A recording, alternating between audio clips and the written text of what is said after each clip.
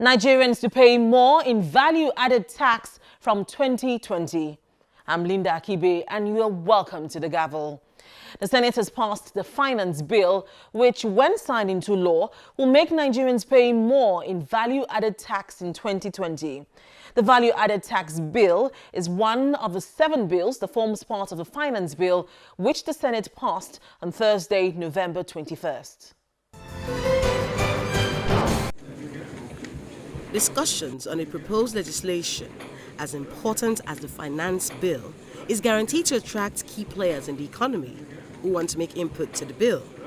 And so, key players in Nigeria's economic and finance sector gathered in this hearing room at the National Assembly to make contributions on the Finance Bill, which the federal government has proposed to introduce tax reforms to achieve the revenue projections for the 2020 budget. Some of the proposals in the Finance Bill include an increase in value-added tax, and this has caused apprehension in the country.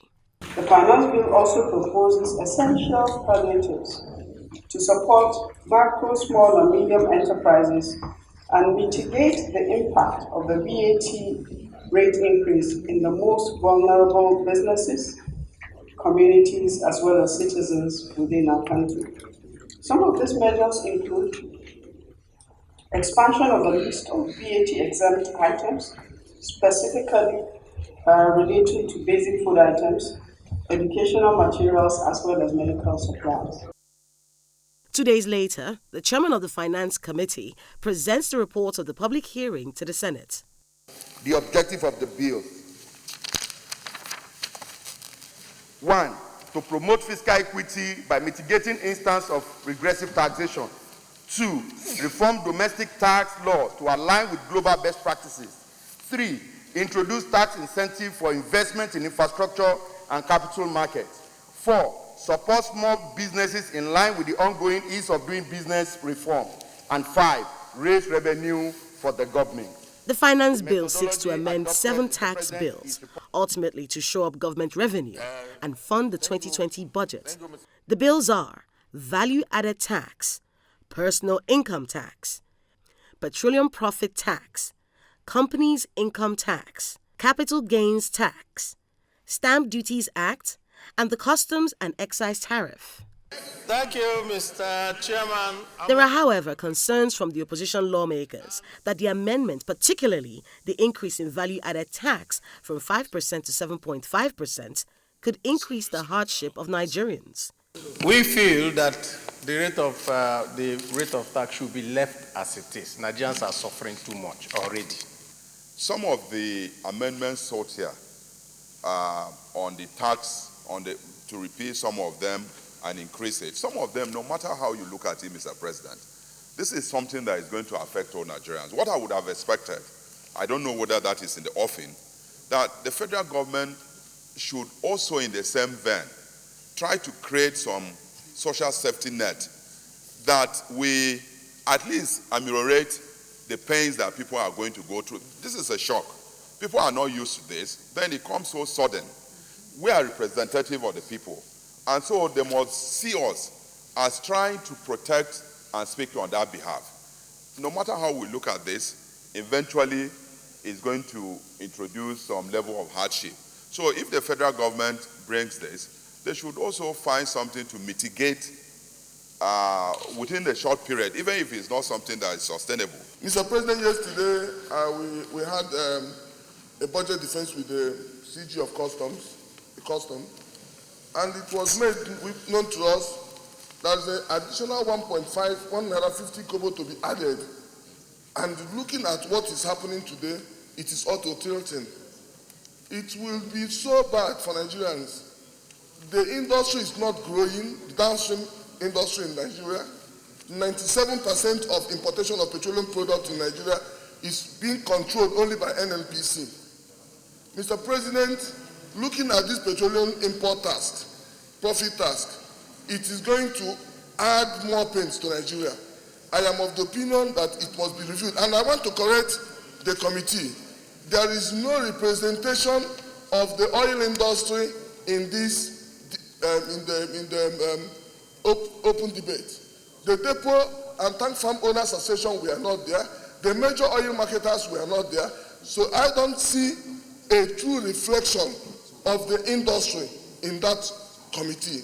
While PDP lawmakers want the VAT to remain at 5%, senators in the ruling APC argue that the accruable revenue from the increased VAT regime is worth the discomfort. Leaders must be ready to take tough decisions. Once those decisions are for altruistic reason and in the best interest of our nation and our people.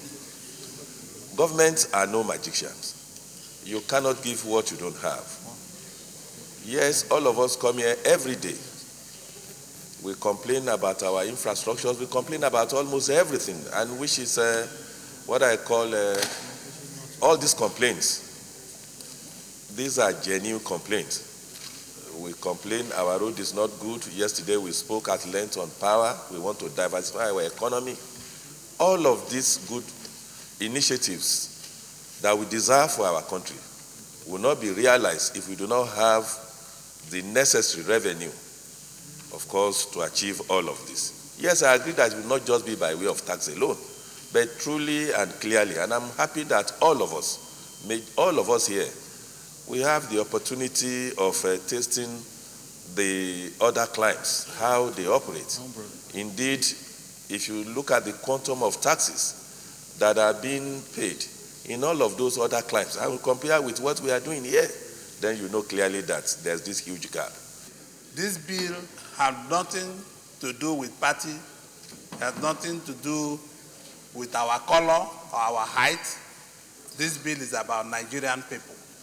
And this bill we are not taxing the very poor. These are all luxurious items for the VAT. So if we are taxing luxurious items, if you don't want to use luxury items, you go back to the item you want to use. So it's a good bill for the society. Speaking with journalists after the bill is passed, the chairman, Senate Committee on Finance, says the bill is not only about increasing taxes. Yes, VAT become a very major concern because of the increment that they have sought for, that is from 5 to 7.5%. But also included in this finance bill, we now have reliefs for some small companies. That is, if your revenue as a company is less than 25 million naira, you are exempted from payment of VAT and also tax. We also went a step further, that if you are a company which we have tagged to be a medium company, whose revenue is less than 100 million, your company income tax has been reduced from 30 to 20%. Not only that, long before now, activities in the capital market has been at the lowest ebb. But with this single action of passing this bill into law, we have activated the capital market. What do I mean by that? In the past, I have shares. I keep it there. I cannot use it to do any transaction. But by the passage of this act, you can now use your shares to borrow money. The finance bill is expected to promote fiscal equity and reform Nigeria's domestic tax laws. But it is one thing to increase revenue and quite another to ensure that the revenue generated is properly managed and not frittered away, as it has happened in the past. Two critical bills passed second reading in the Senate during the week. They are the Protection from Internet Falsehood and Manipulations Bill, also known as the Social Media Bill, and a bill to amend the 2010 Electoral Act. Now, the Social Media Bill prescribes penalties for defaulters ranging from fines from up to 300,000 naira for individuals and 3 years imprisonment or both. Another similar bill is also before the Senate, called a bill to establish a commission to prohibit hate speech. These bills are being hugely debated in the public sphere at the moment, with many condemning the bills, saying it is an attempt by the Senate to muzzle free speech. Two controversial bills are currently before the Senate. The bills are the Protection from Internet Falsehood and Manipulations Bill 2019, also known as the Social Media Bill, and a bill for an act to establish a national commission to prohibit hate speech. The Senate during the week debated the controversial Protection from Internet Falsehood and Manipulations Bill 2019, also known as the Social Media Bill. The bill has come under attack by several Nigerians who are apprehensive that it is an attempt to stifle free speech. Despite the heavy criticisms against the bill, the sponsor insists that the bill is not an attempt to clamp down on dissenting views, rather an opportunity to address a growing threat. Malicious actors are developing effective methods of using internet falsehood to influence people through the use of internet tools such as fake social media accounts to impersonate public figures. The floor is open for debate, and unsurprisingly, two senators who have come under heavy fire on social media for actions they allegedly committed argue in support of the bill. Senator Ishaku Abu faced an avalanche of criticisms on social media recently after a video of his alleged physical assault on a shop worker in Abuja went viral in July this year. Senator Abba Moro also faced intense social media condemnation for the immigration recruitment scandal in 2014, where 20 people died when he was the Minister of Interior. The issue of fake news in this country, if it is not regulated, if it is not caged, it is a cancer waiting to consume all of us. One way or the other, I think all of us here have been victims of the spread of falsehood. And the manipulation of the internet has caused a lot of havoc to some of us, one way or the other. One lone senator speaks against the bill. There is a Cyber Crime Act that deals with this issue. I not only oppose this bill, I condemn it in its entirety. The bill is passed and sent to the Committee on Judiciary to work on it and report back in 4 weeks. During this time, the committee is expected to hold a public hearing to get the views of Nigerians on the bill. Mr. President.